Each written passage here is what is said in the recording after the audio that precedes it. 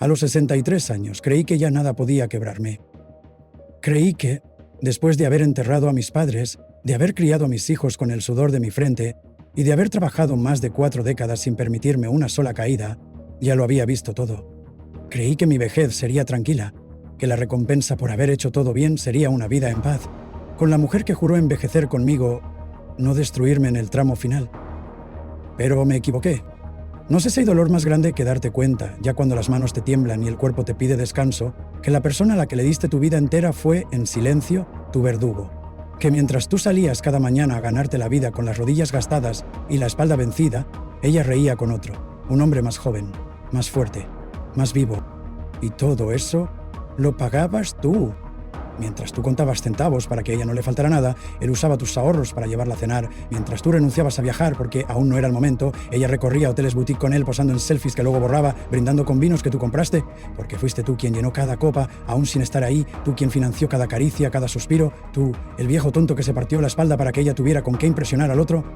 Y no me lo contaron. No lo supe por chismes. Lo vi con mis propios ojos. Durante más de 40 años me esforcé por darle a mi esposa una vida digna. Me negué a cambiar de auto porque primero está la casa. Me quedé en empleos donde me exprimían porque ya faltan pocos años para el retiro. Organicé nuestras finanzas con disciplina, fondos para la vejez, seguros médicos internacionales. Inversiones moderadas pero estables. Ella no tenía que preocuparse por nada, solo vivir, solo disfrutar, solo esperarme. Pero mientras yo hacía cuentas, ella hacía maletas. Mientras yo pensaba en el futuro, ella vivía un presente donde yo no existía. Y cuando por fin me di cuenta, no fue una sospecha cualquiera, fue una imagen clavada como puñal.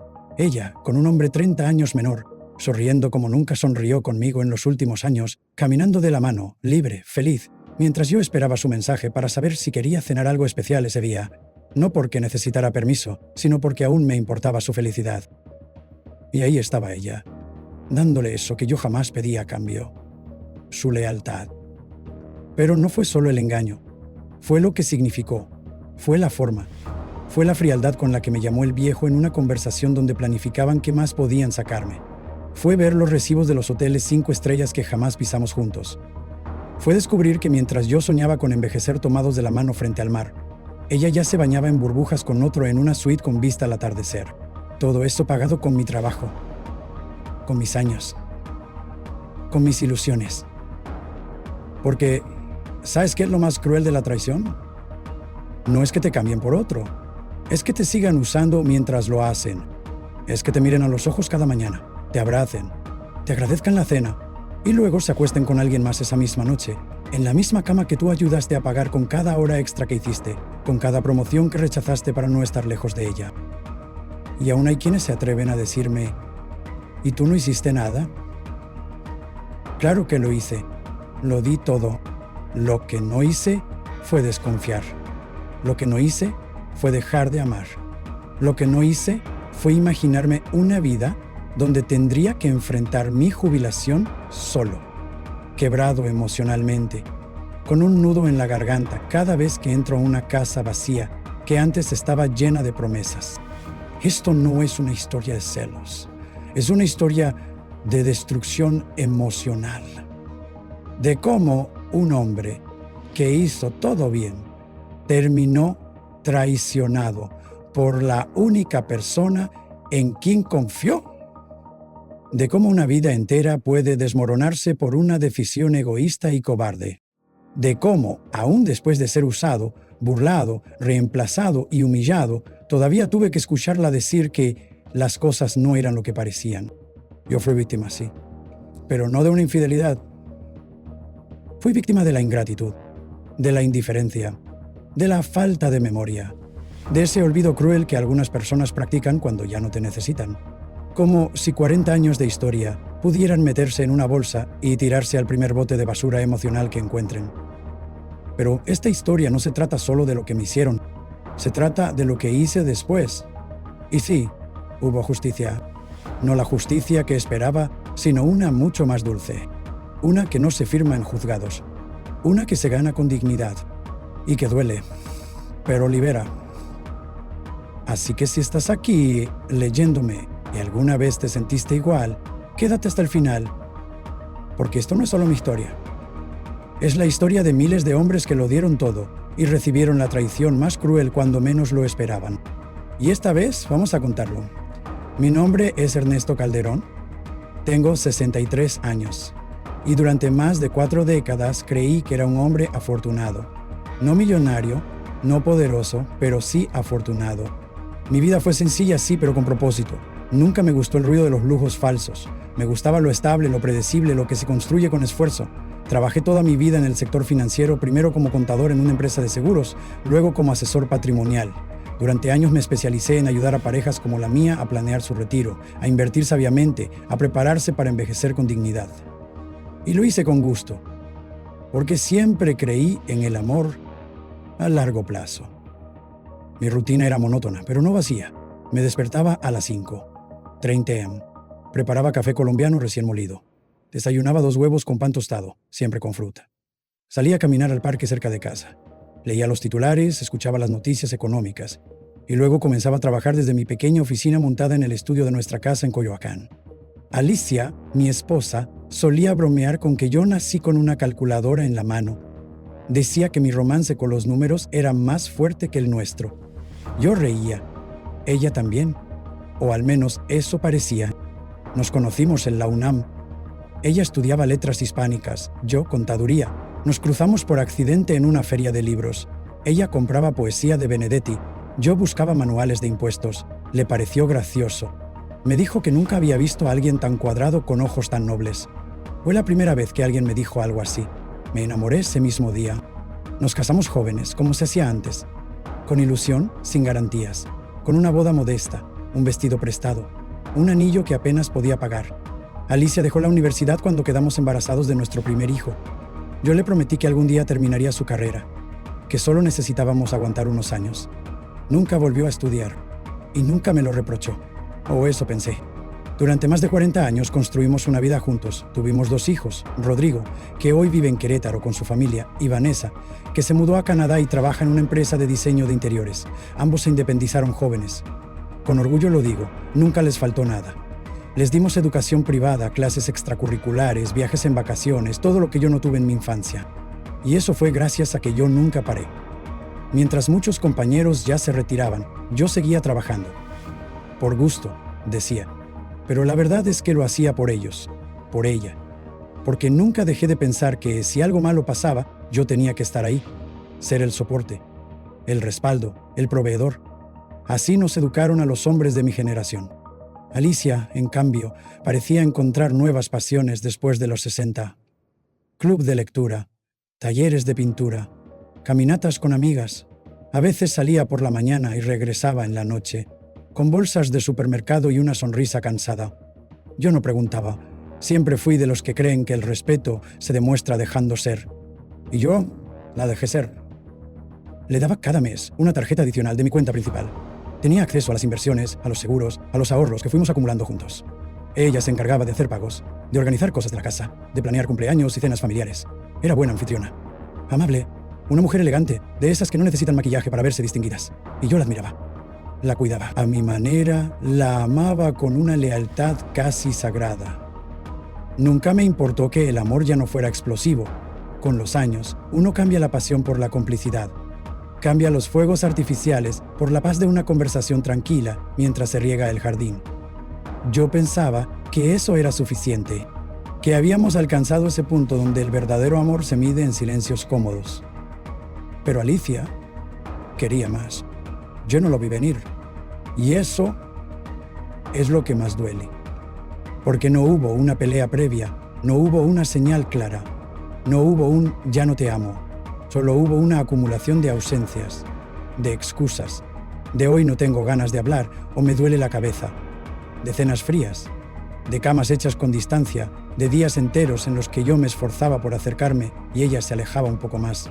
Recuerdo una noche hace unos meses en la que preparé su pasta favorita. Ravioles de espinaca con salsa de nuez. Puse música instrumental. Serví vino. Pensé que sería una velada especial. Pero cuando se sentó a la mesa, revisó su celular durante toda la cena. Apenas dijo, «Gracias. ¿Todo bien, amor?», le pregunté. «Sí, solo estoy cansada». Y siguió viendo la pantalla.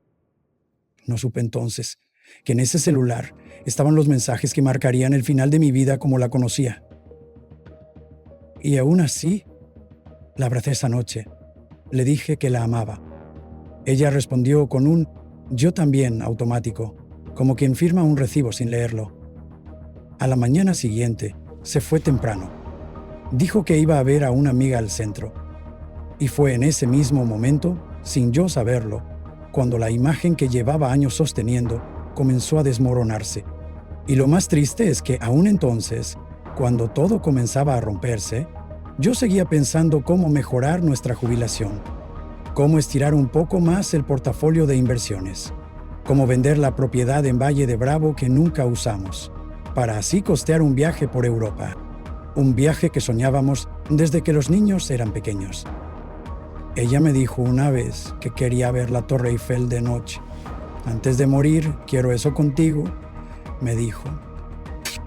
Ahora sé que ya la vio, pero no conmigo.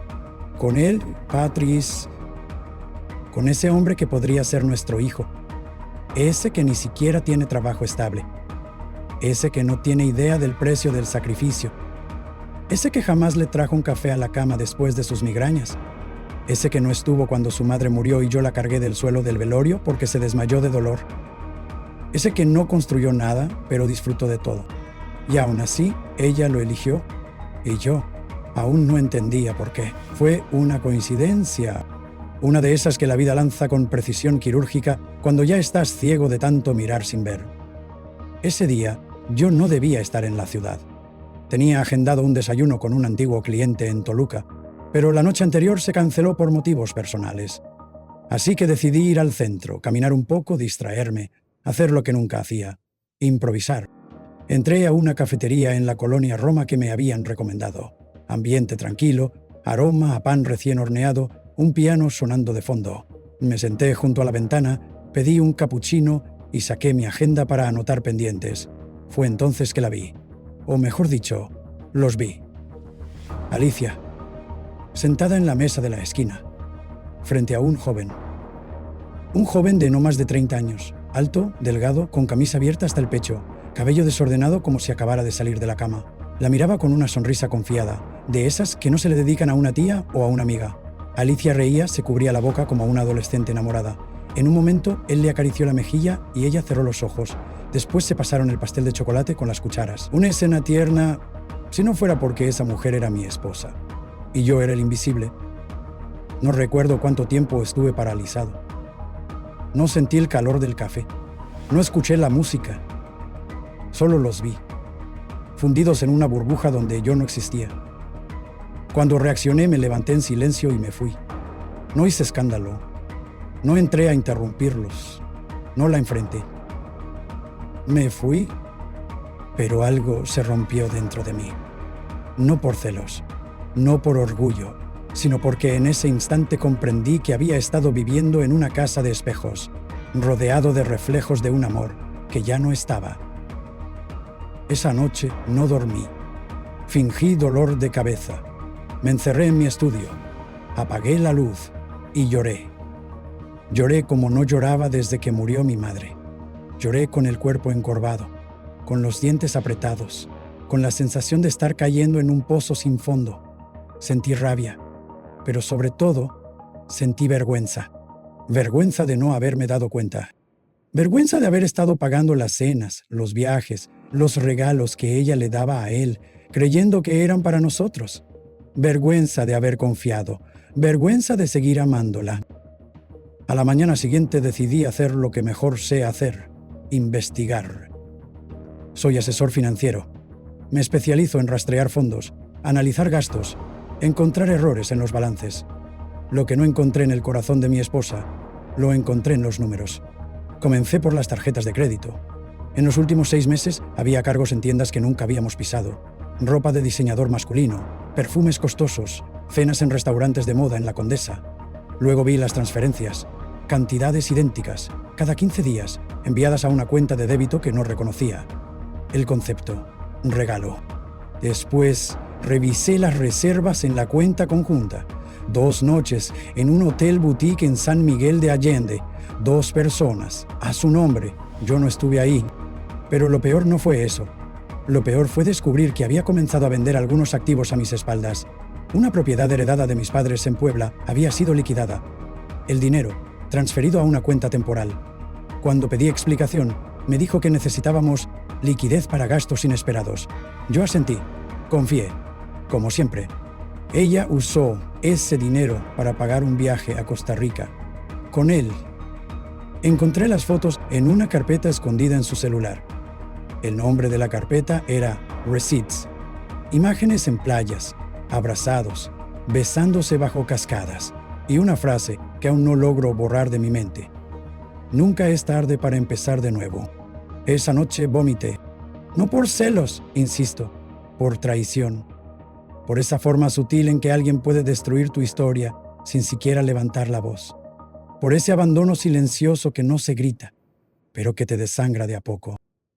Quise enfrentarla, pero no sabía cómo. O tal vez no quería saberlo. Así que seguí recopilando pruebas. Grabé una llamada en la que le decía a él que el viejo ya no se da cuenta de nada, que pronto podríamos vender la camioneta para tener más libertad, que yo seguía tan ocupado con mis cuentas que podía morir y no me notaría. Me llamó viejo, como si fuera una planta que aún da sombra, pero que ya no sirve. Y aún así, le preparé el desayuno al día siguiente, con jugo natural, como le gusta. El proceso fue lento. Me volví espía en mi propia casa. Anotaba horarios. Revisaba movimientos bancarios. Observaba su comportamiento. Se vestía mejor. Usaba perfumes nuevos. Había rejuvenecido.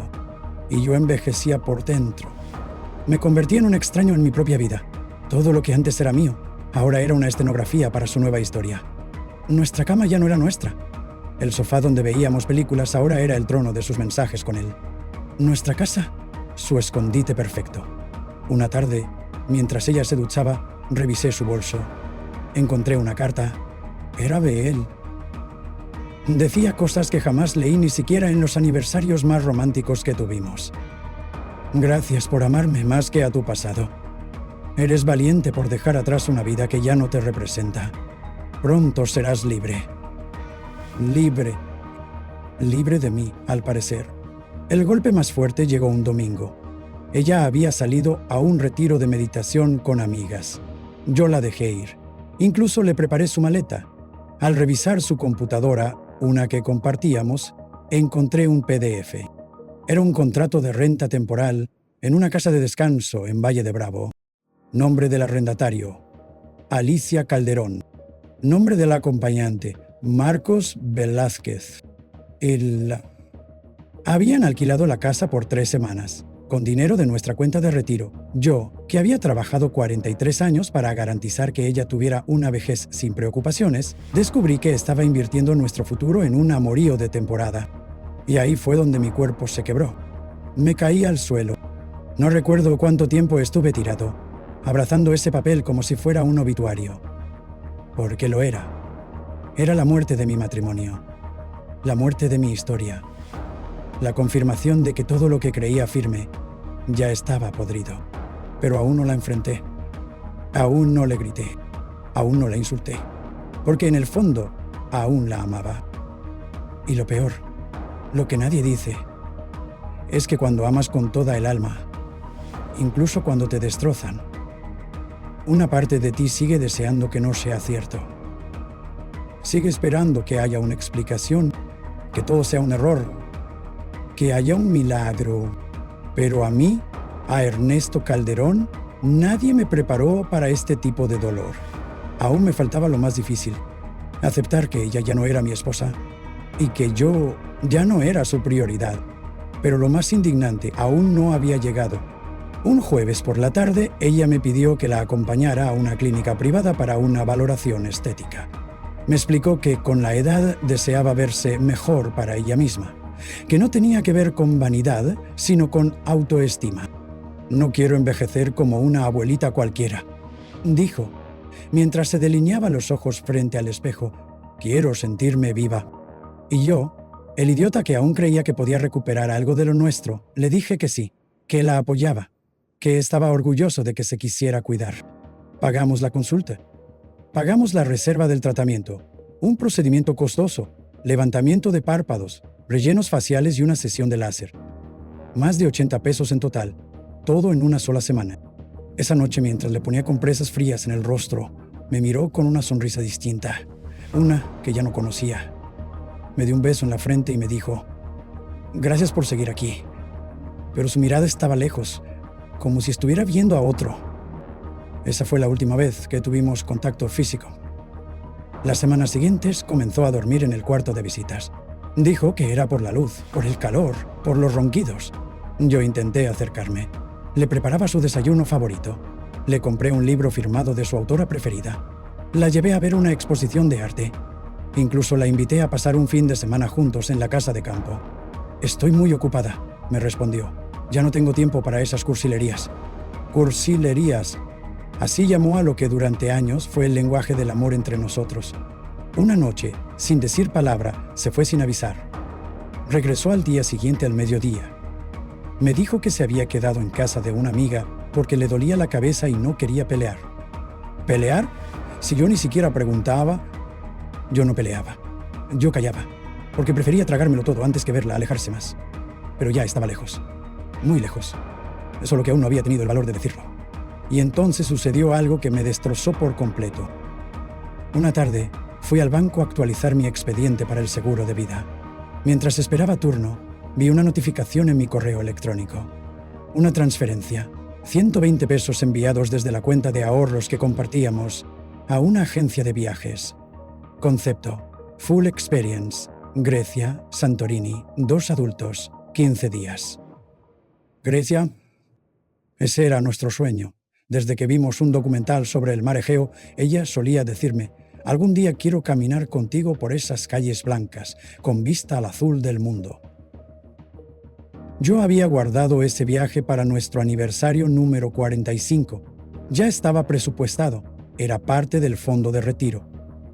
Y ella lo gastó. Con él, yo, que aún no conozco el mar en persona, financié cada paso de sus pies en las islas griegas. Y lo peor fue que cuando volvió, me regaló un llavero con forma de olivo. Me lo entregó sin remordimiento, sin vergüenza. Solo dijo, «Lo vi y pensé en ti. Sé cuánto te gusta Grecia». Ese llavero aún lo conservo, no por amor, por memoria, para recordarme hasta dónde llega la frialdad humana. Poco después, descubrí que había vendido una de las joyas familiares que mi madre le había regalado, una gargantilla antigua de oro que había pasado por 3 generaciones. Se la dio como símbolo de aceptación cuando nos casamos, y ella la vendió. Cuando le pregunté, me dijo que era suya, que podía hacer lo que quisiera con sus cosas. Sus cosas. Mi madre murió abrazando esa joya. Y ahora estaba en manos de un comprador anónimo, probablemente fundida para hacer algo sin historia. Y aún así, no me fui. Aún así, la esperé. Aún así, la seguí viendo dormir por las noches desde el pasillo, deseando que despertara y volviera a ser mía. Porque ese es el dolor que nadie quiere admitir. Amar a alguien que te está destruyendo lentamente, pero no saber cómo soltar. A esas alturas, ya no era necesario seguir buscando más pruebas. Las tenía todas, los estados de cuenta, las transferencias, las fotos, los correos, las reservas de hotel, los regalos. Tenía incluso capturas de pantalla de sus mensajes donde me mencionaba como si yo fuera una piedra en el camino. Ya no hablaba de mí como su esposo, hablaba de mí como el estorbo, el que paga, el que no sospecha nada. Y aún así, no podía confrontarla. ¿Sabe por qué? Porque en el fondo no quería perderla. A pesar de todo, aún tenía la absurda esperanza de que se diera cuenta, de que despertara, de que viera en mis ojos todo lo que aún estaba dispuesto a darle. Pero lo que vino después me obligó a mirarme al espejo y reconocer una verdad más humillante que la traición. Yo me había convertido en un mendigo emocional. Un mendigo que esperaba las sobras de una mujer que ya no lo amaba. Y esa noche finalmente lo acepté. Fue cuando escuché una conversación completa, una que no grabé, una que no planeé, solo sucedió. Alicia estaba en el jardín, hablando por teléfono. Era de noche. Ella no sabía que yo estaba sentado en el estudio, justo junto a la ventana abierta. Sí, amor, ya lo hablé con Vanessa, decía. Le dije que después del viaje hablaré con su papá. No quiero dejarlo justo ahora porque está muy sensible con lo de la jubilación. Ya sabes cómo se pone. Pausa. Sí, claro que estoy contigo. ¿Cómo voy a seguir con él después de todo esto? Estoy haciendo esto por nosotros. ¿Tú crees que ha sido fácil fingir tantos años? Otra pausa. ¿Tú viste cómo me dejó cuando nacieron los niños? Gorda, cansada, atrapada. Él nunca me ayudó. Él vivía para su trabajo. ¿Tú sabes cuántos años pasé sola? Lo mínimo que merece es quedarse con la versión decrépita de lo que me dejó ser. Eso dijo. Que lo mínimo que merecía era el resto de ella. Como si yo hubiera sido su carcelero. Como si yo hubiera sido un verdugo que le robó la juventud. Como si todo lo que construí por y para ella hubiera sido una prisión. Yo, que estuve ahí en cada consulta, en cada resfriado, en cada parto. Yo, que me quedaba despierto mientras ella dormía, solo para asegurarme de que su respiración no se agitara por los ataques de ansiedad. Yo, que fui padre y madre mientras ella entraba en depresiones que no supo nombrar. Yo, que jamás me fui. Y aún así, en su relato, fui el villano. Y él, el salvador. El que le ofrecía libertad. El que la hacía reír. Un hombre que solo apareció cuando ya todo estaba construido. Que solo apareció cuando ya había estabilidad, patrimonio, viajes posibles, cuentas pagadas, hijos crecidos. Ese fue su gran amor. El que llegó cuando ya no había nada por lo que luchar. Y fue ahí, en esa noche helada, que supe que el amor no muere con un grito. Muere con una historia mal contada. Muere cuando quien te juró lealtad empieza a reescribir la historia para justificar su traición. Y a partir de ese momento, lo entendí todo. Entendí por qué cada vez que le hablaba, ella parecía no oírme. Por qué me miraba como si fuera un mueble. Por qué me daba las gracias como si hablara con un chofer. Por qué había algo en su risa que ya no tenía eco en nuestra casa. No era yo quien se había apagado. Era ella quien se había desconectado hace años y nunca me lo dijo. Solo que ahora había alguien más a quien cargarle el alma. Y entonces sucedió algo que desató una herida más profunda. Vanessa, nuestra hija, me llamó desde Canadá. Me dijo, papá, mamá me contó que están mal, pero que tú estás siendo muy duro con ella, que no la dejas ser, que no la dejas viajar sola, que estás paranoico. Sentí un vacío en el estómago. ¿Qué te contó exactamente? Le pregunté. Que tú sospechas cosas, que no confías en ella, que revisas sus cosas, que no le das espacio y que si tú no cambias, ella va a tomar decisiones dolorosas. Decisiones dolorosas. Eso fue lo que ella les dijo a nuestros hijos, que yo estaba siendo un controlador, un hombre inseguro, un jubilado paranoico que no acepta que las mujeres también pueden tener una segunda juventud. Y entonces me di cuenta.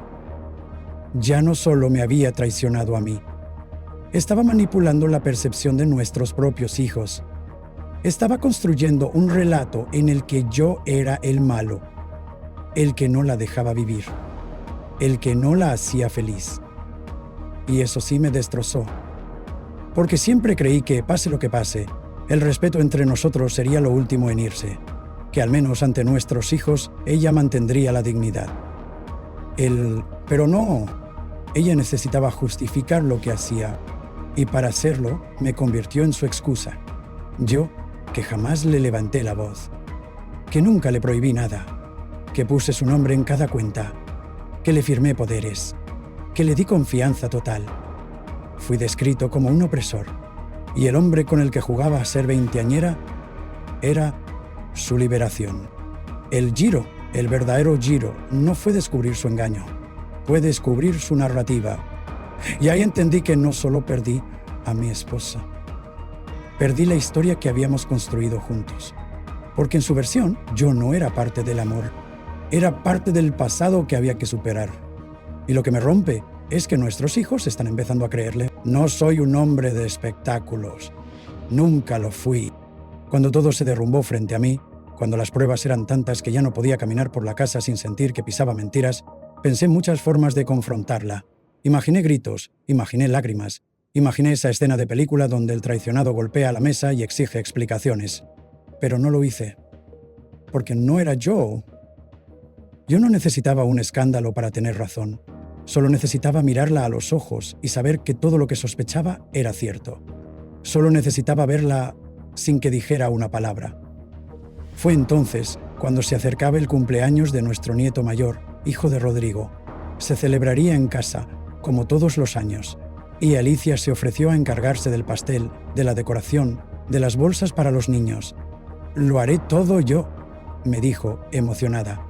«No te preocupes por nada». Y entonces me di cuenta. Para los demás, ella seguía siendo la abuela perfecta, la esposa atenta, la mujer admirable que a los 63 todavía se movía con soltura, con gracia, con una energía juvenil que todos envidiaban. Pero yo sabía la verdad. Yo sabía que, mientras compraba globos para sus nietos, también compraba ropa interior nueva para él, que mientras servía gelatina a los niños, recibía mensajes de texto con emojis de corazones y promesas de escapadas secretas. Y esa dualidad me rompía, pero no hablé. Ese día me dediqué a observar. Vi cómo abrazaba a Vanessa con una sonrisa amplia, como si no hubiera estado meses sin responderle correos. Vi cómo saludaba a los padres de los compañeros de escuela de nuestro nieto, repartiendo elogios, hablando de sus aventuras artísticas, de los talleres de escultura, de las clases de yoga. Parecía una mujer plena. Y yo, sentado en una esquina, sostenía la cámara para las fotos como un fotógrafo contratado, como el figurante de su vida, como el decorado de su mentira. Rodrigo se acercó a mí en un momento de la tarde, me ofreció un refresco, me miró con preocupación. «¿Estás bien, papá? Te ves apagado». «Estoy cansado», respondí, nada más. Él dudó. Luego se fue, pero en su mirada ya había preguntas. Después de la fiesta, mientras todos se despedían, Alicia me pidió ayuda para recoger los platos. Entramos a la cocina. El silencio era espeso. Ella no me miraba a los ojos. Me hablaba con frases cortas, como quien no quiere abrir una puerta. Y fue ahí donde supe que ella también lo sabía. Sabía que yo ya lo sabía. No necesitábamos más palabras. Esa noche dormí en el sofá, no porque me lo pidiera, sino porque ya no tenía sentido subir a una cama que ya no era mía. Y fue esa madrugada, solo, con el cuerpo encorvado y el corazón exhausto, que tomé una decisión. No iba a vengarme. No iba a destrozarla. Iba a invitarla a cenar. Reservé en el mismo restaurante donde cenamos por nuestro aniversario número 25, uno pequeño, íntimo, con luces cálidas y música de cuerdas en vivo. Alicia solía decir que ese lugar le recordaba las películas de los años 40, que se sentía elegante ahí, especial. Le mandé un mensaje esa mañana. «Reservé en Don Vito para esta noche. Me gustaría que cenáramos juntos, solo tú y yo. No es un reclamo, es una despedida decente. Si no vas, lo entenderé». No respondió. Durante todo el día no recibí un solo mensaje suyo. Ningún sí, ningún no. Solo silencio. El tipo de silencio que ya conocía. El que te prepara para lo peor. Aún así, me presenté. Mesa para dos junto a la ventana. Vestido con saco, camisa azul, zapatos boleados. Me corté el cabello ese mismo día. Me perfumé con la loción que ella siempre decía que la hacía sentir segura. Y esperé. A las 8:34 de la noche apareció, vestida de negro, con un abrigo ligero. Se veía hermosa, innegablemente hermosa. No como una amante arrepentida, no como una esposa temerosa. Se veía entera, como si lo que iba a pasar esa noche ya estuviera decidido desde hacía mucho. Se sentó en silencio. Yo no dije nada. Durante los primeros minutos solo escuchamos la música, el violín, el murmullo de otras mesas, el chocar de cubiertos. Luego ella rompió el silencio. ¿Por qué esta cena? Porque merecemos una última conversación sin máscaras. Le respondí, una donde no tengas que fingir. Y yo tampoco. Me miró. Por primera vez en semanas, me miró de verdad. ¿Y qué esperas de mí? Saqué del maletín que llevé una carpeta. No era gruesa, no era agresiva. Era simple. Dentro había 3 documentos, uno con los movimientos bancarios otro con las reservas de viajes y uno más con impresiones de los mensajes. También incluí una copia del contrato de renta de Valle de Bravo. Se lo puse enfrente. No vengo a gritarte, ni a acusarte. Solo quiero que sepas que sé todo, que lo supe desde hace meses, que te vi, que te escuché, que no fue una suposición, fue una certeza. Ella palideció, tomó la carpeta, la oseó, no lloró, no suplicó, solo se quedó quieta, como una actriz esperando el final del guión. «¿Y entonces?», preguntó. «¿Quieres que me vaya?». «No lo sé», le respondí, «pero quiero que me digas por qué. Después de tantos años, después de todo, ¿por qué él? ¿Por qué así?». Y fue entonces cuando ella habló, y lo que dijo me destruyó más que cualquier evidencia, porque me sentía muerta, Ernesto. Eso fue lo primero que dijo. Pasaban los años y me sentía invisible. Dejaste de mirarme como mujer desde hace décadas. Dejaste de tocarme. Dejaste de preguntarme cómo me sentía. Todo era Excel, jubilación, seguros, ahorro. Toda tu vida era una fórmula. ¿Y yo? Yo me convertí en una variable más, una que no sabías cómo calcular. Quise responder, defenderme, decirle que yo lo hacía todo por ella, que nunca salí con otra mujer, que trabajaba más allá de mi edad para que nunca le faltara nada.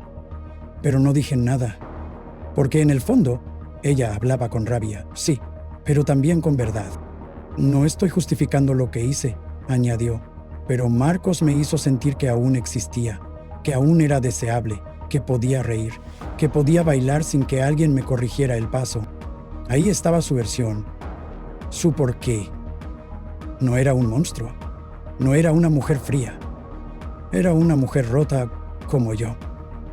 Solo que ella decidió escapar, y yo decidí aguantar. «¿Y todo lo que teníamos?», pregunté, sin alzar la voz. «¿No valía la pena salvarlo?». «Yo lo salvé sola durante años», respondió. «Tú solo estabas, presente, físicamente, pero emocionalmente te fuiste hace tiempo, solo que no quisiste notarlo». Y ahí me rompí, porque no había más palabras. Había una verdad incómoda entre nosotros. Ambos habíamos dejado de cuidarnos, solo que ella encontró refugio en otros brazos, y yo, en mi trabajo. No hubo gritos, no hubo platos rotos. Solo un silencio largo, doloroso, digno. Nos quedamos así, con los platos servidos, sin tocarlos, frente a frente, como dos desconocidos que alguna vez compartieron una vida. Hasta que me levanté, saqué un pequeño sobre del saco. Se lo entregué. «Aquí están los papeles del seguro. Estás cubierta por completo. También la casa. La cuenta de retiro quedó dividida. No quiero quedarme con nada que te cause resentimiento. Pero necesito una última cosa de ti». «¿Cuál?», preguntó, casi susurrando. «No les mientas a los niños». Ella asintió. No prometió. No juró. Solo asintió. Y se fue. Caminó hacia la salida con la misma elegancia con la que había entrado, pero sus hombros ya no estaban rectos. Llevaba una carga, tal vez culpa, tal vez alivio. No lo sé. Yo me quedé ahí, solo, con una copa de vino ya tibia, con la cuenta por pagar, con el recuerdo de lo que fuimos deshaciéndose como la cera de una vela. Y lloré.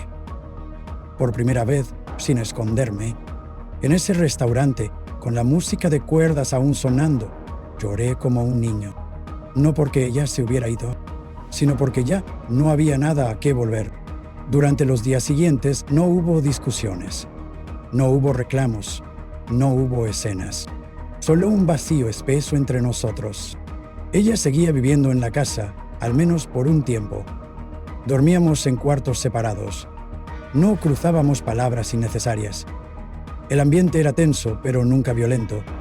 Como dos colegas forzados a compartir oficinas sabiendo que uno ya renunció, pero aún no firma la salida. Vanessa me llamó una noche. Me dijo que había hablado con su madre, que estaba confundida, que necesitaba tiempo. Y luego, en voz más baja, como queriendo tantear el terreno, me soltó. «Papá, ¿tú la perdonarías?».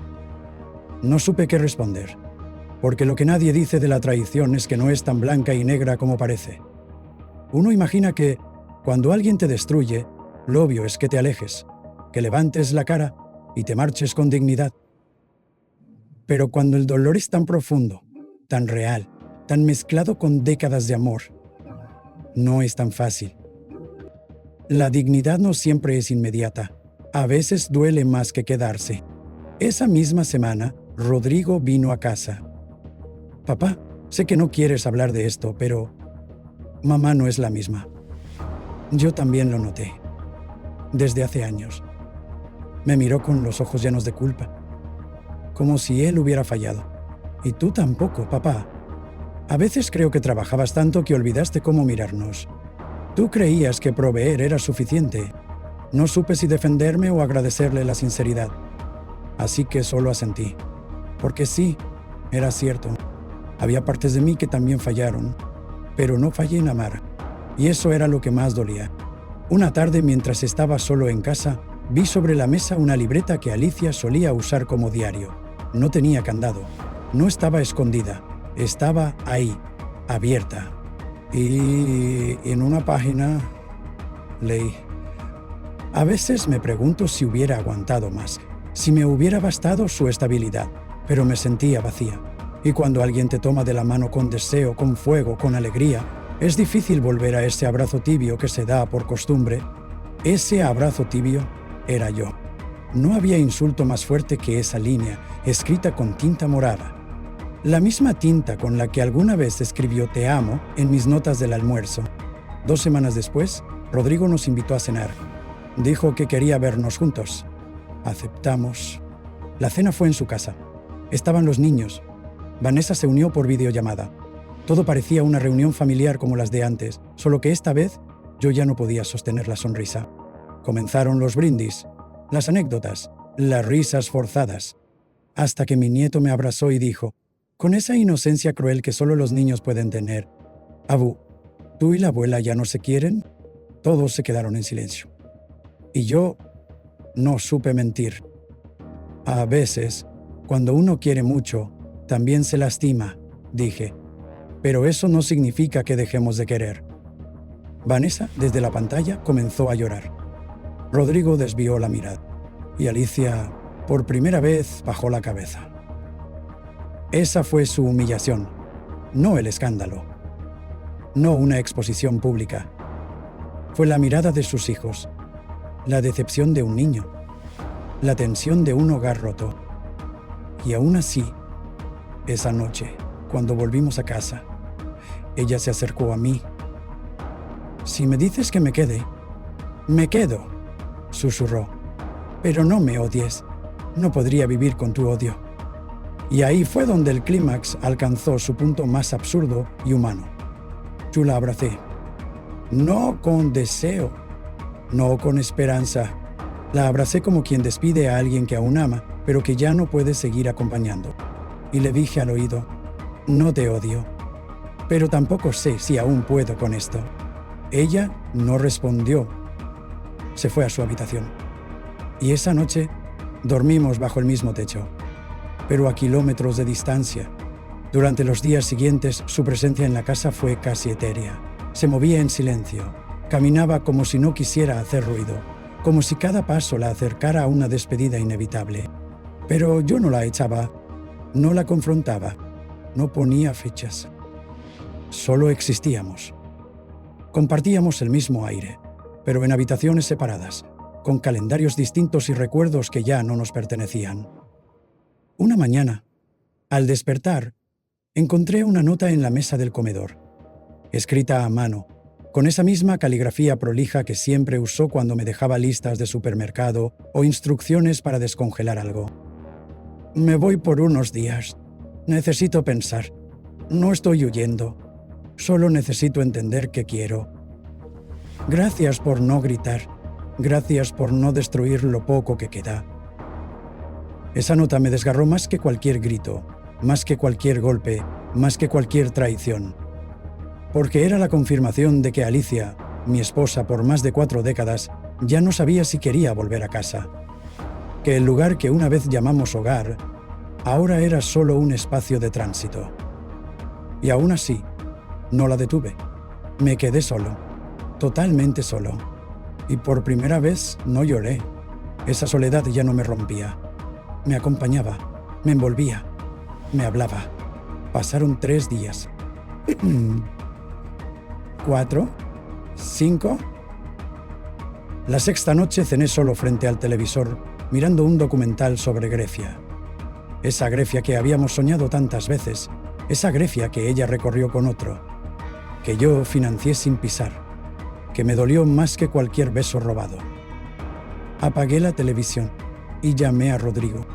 Le dije la verdad, todo, sin matices, sin esconder las humillaciones, sin ocultar las transferencias, las fotos, las frases, las cartas. Rodrigo no me interrumpió. Al final, solo dijo: «Papá, no sé cómo sigues de pie». Y esa frase fue mi clímax personal, porque en efecto no sabía cómo seguía vivo, cómo mi corazón aún latía, cómo no me derrumbé. Tal vez porque el amor no se mata con puñales de traición.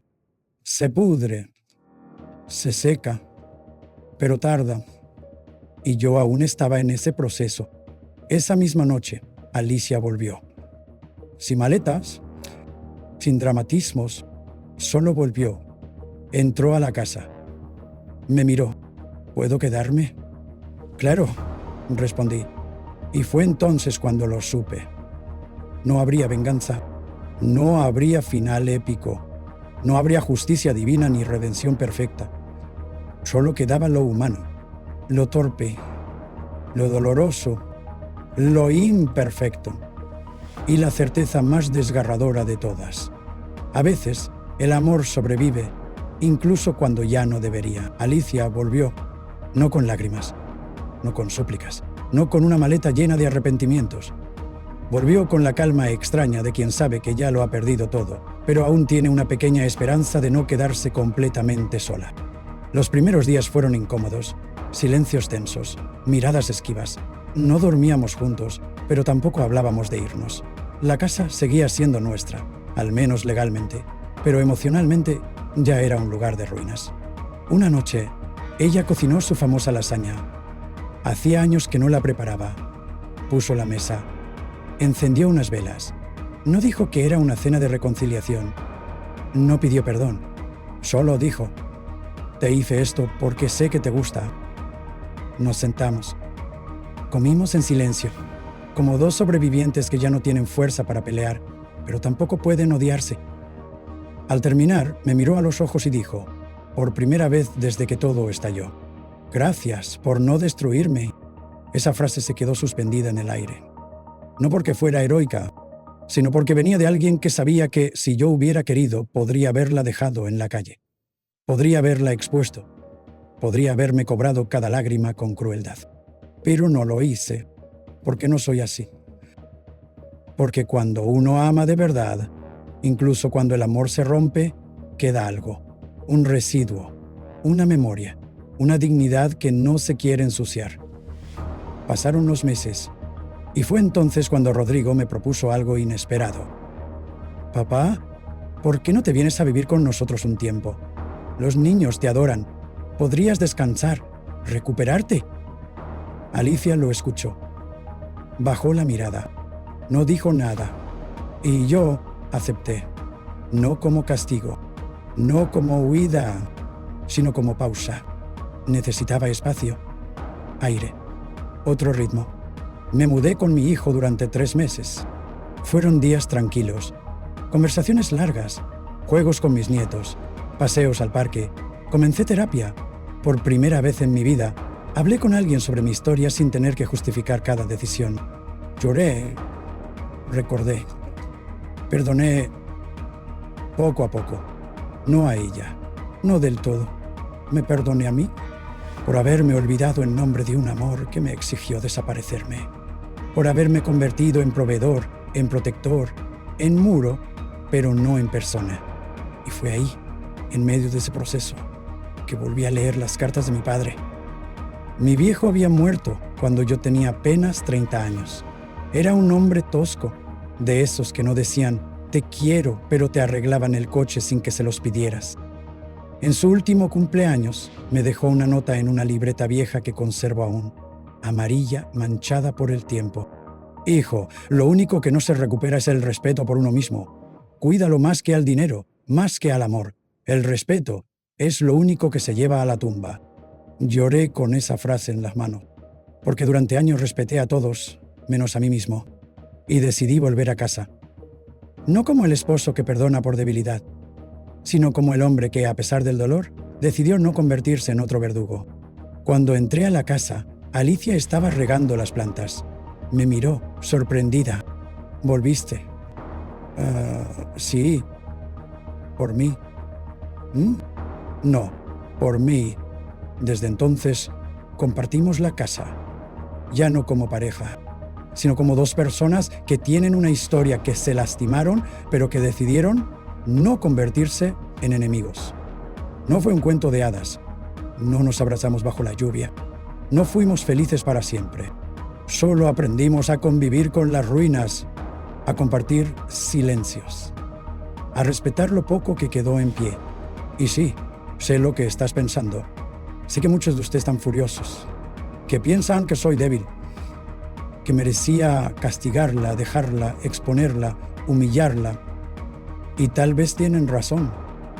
Pero también sé esto: el dolor no se combate con más dolor. La traición no se cura con castigo. Y a veces el perdón no es un premio, es una forma de no volverse como la persona que te hirió. Hoy, a mis 64 años, vivo con paz. No con felicidad plena, pero con paz. Y en un rincón de mi estudio, junto al marco con la frase de mi padre, tengo un retrato suyo, de cuando yo era niño, con su camisa a cuadros, su mirada seria y su mano fuerte en mi hombro. Cada día lo miro y le digo: papá, lo intenté. Fui todo lo que me enseñaste, y aunque me rompieron, no me volví como ellos. A ti que escuchaste esta historia hasta el final, no sé qué harías tú en mi lugar. Quizá habrías gritado, o te habrías marchado sin mirar atrás. O tal vez habrías hecho lo mismo, quedarte un poco más, no por miedo, sino por compasión. Esta no es una historia de justicia, es una historia de humanidad. Y a veces, eso duele más que cualquier castigo. Porque amar de verdad implica también saber cuando ya no puedes salvar lo que fue. Y aún así, seguir siendo quien eres, sin odio, sin venganza, sin olvido, solo con memoria y con la frente en alto.